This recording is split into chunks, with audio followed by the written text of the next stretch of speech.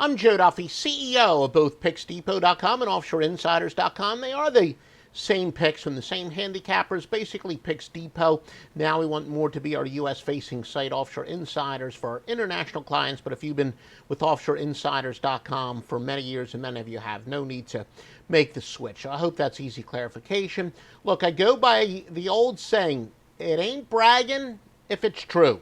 And Joe Duffy's picks, we just continue to rock them. 32-15 in football. Swept name plays last week. What was it? We had the Rice game under the total, and admittedly the fourth quarter had to be a little bit low scoring than the Sunday night football interconference game of the year on New England. Told you, been in this business literally 30-something years.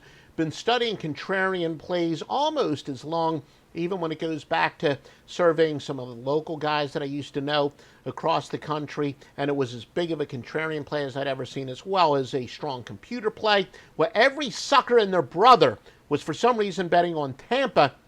We had New England, part of the 32-15 run.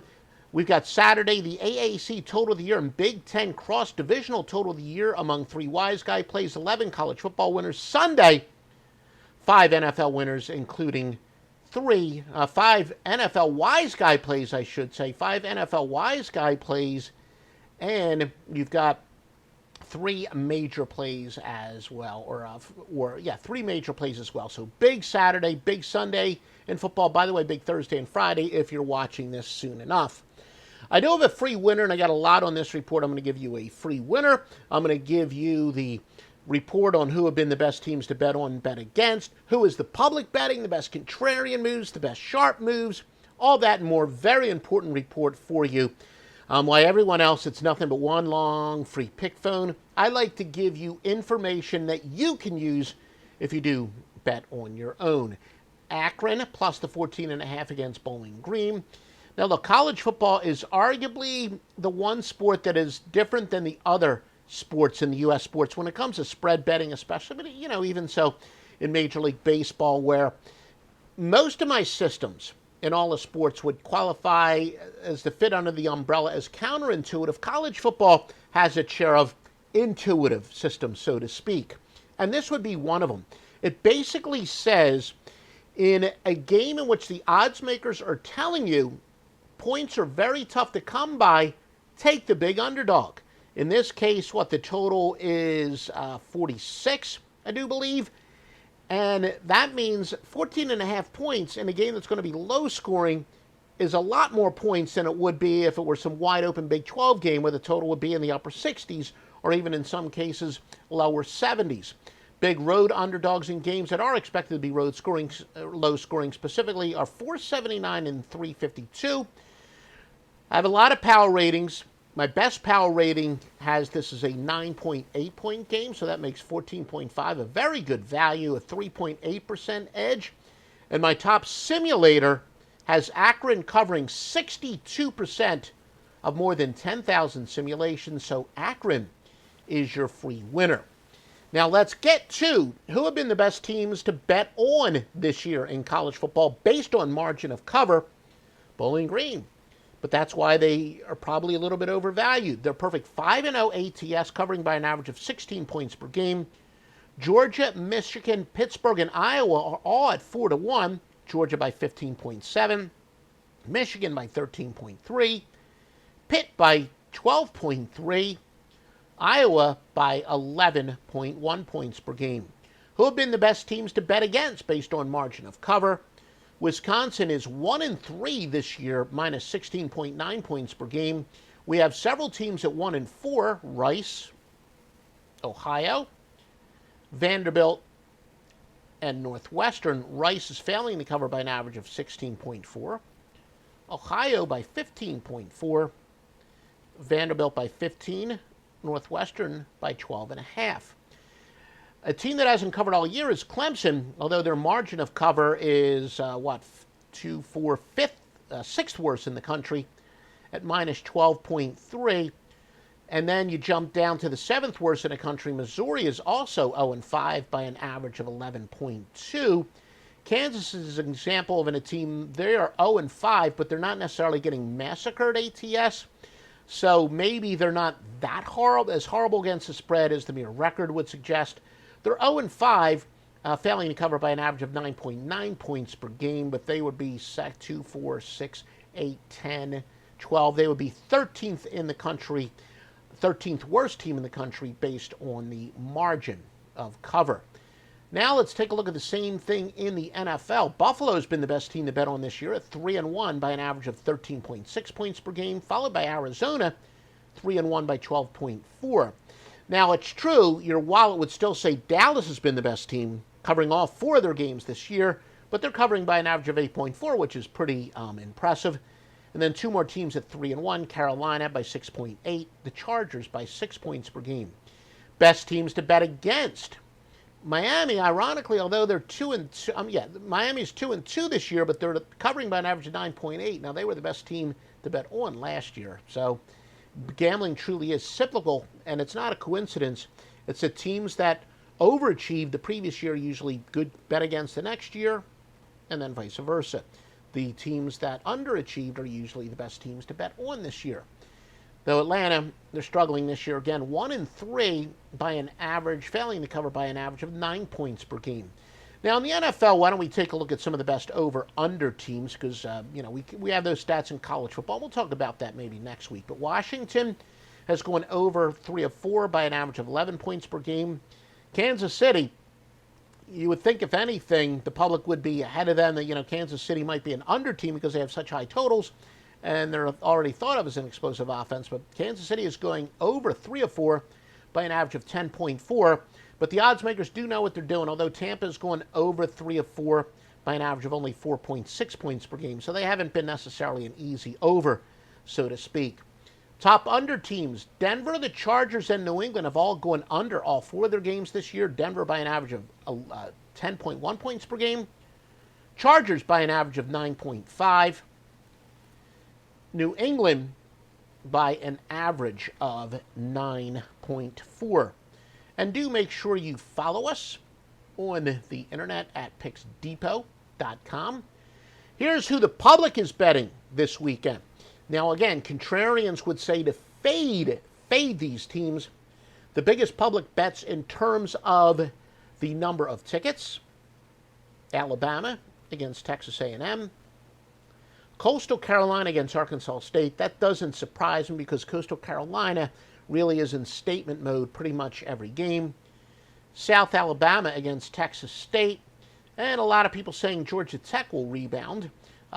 They are big public plays against Duke, but of course, what do we keep telling you? The public loves to bet those road favorites. We'll see that even more so in the NFL, but college football as well.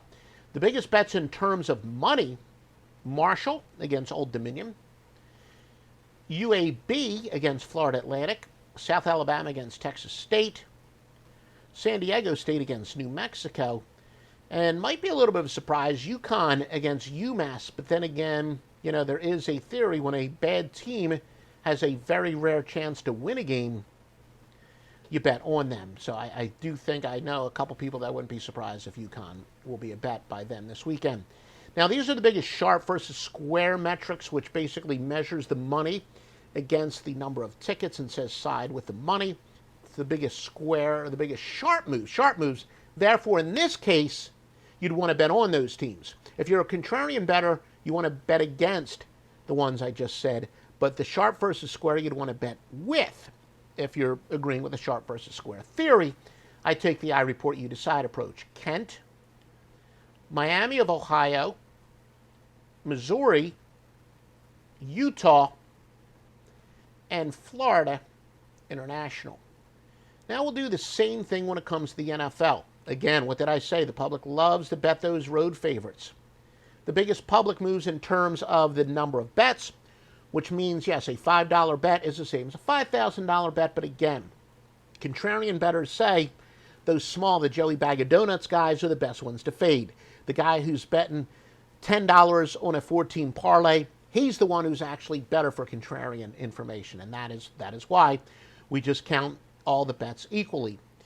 Again, the theory being to bet against these teams, these are the biggest public bets in terms of percentage. The Titans, Packers. Rams. Now, actually, the Rams are a slight underdog. They've gone from underdog to favorite, so that may or may not. They did open. No, I'm sorry. They opened as an underdog. They are now a favorite, so the public still does like betting those big road favorites. And then, what might be one of the marquee games of the week, only because they were traditional rivalries, but really should be a mismatch.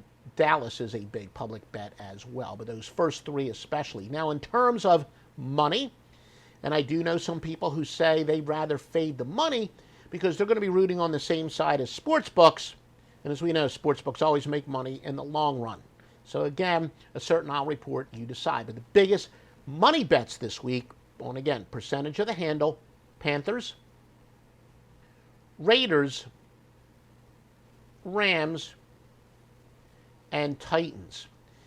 And now the sharp versus square metrics, which again, this theory would be to bet on these teams. This is who the sharp money is on: the Washington football team, Arizona Cardinals, Carolina Panthers, and Cincinnati Bengals. And now let's go with the biggest, let's see, let me get the, well, we'll go with the NFL. These are the biggest money moves in the NFL. I hopefully didn't erase the college football off my screen. Not really big ones in the NFL, so to speak. Minnesota was an 8-point favorite. They're now 9.5-point favorite to Detroit. And nothing's really going off of the key number. After that, not much to report. Carolina opened up as a 4.5-point favorite to Philadelphia. They're now down to 3.5. All right. Let me take a look at the college football version of this. Southern Mississippi opened up as a 2-point favorite to UTEP. They're now getting 2 points. And again, make sure you visit us at offshoreinsiders.com for the best bets, the sharpest bets, and we got them up now. Arizona State opened as a 10-point favorite to Stanford. They're now up to a 13-point favorite. Eastern Michigan opened up as a 1-point favorite to Miami of Ohio. They're now a 2-point underdog. And the only other really significant move, BYU opened up as a 3-point favorite to Boise State. They're up to a 6-point favorite. Again, please visit me at picksdepot.com or offshoreinsiders.com. Also, the Twitter feed's somewhat similar, at Offshore Insider or at Picks Depot. And most importantly, if you do like this information, please, I should have said at the top of this report, like, share, comment, subscribe. If you comment on a YouTube video, I'll answer your questions, and it's the best way to tell us you like this information. It also helps tell the search engines, look, you want more incredible information like this. Like I said, I'm not a pretty face that's just going to, in fact, I'll prove it to you. See, I'm not a pretty face. I know a lot of the big money ones, what do they got? Pretty faces that are basically reinforcing the sharp views. They want you, the square views, I'm sorry. They want you to keep betting on favorites. They want you to bet those road favorites. They want you to bet overs. At the sports books, they send you to. I make my money by selling winning picks. Winning picks. So you're going to get sharp information here. Yeah, we may not have, the big money the way some of those multi-million-dollar companies with all the investors have and whatnot, but you want sharp information from a pro bettor.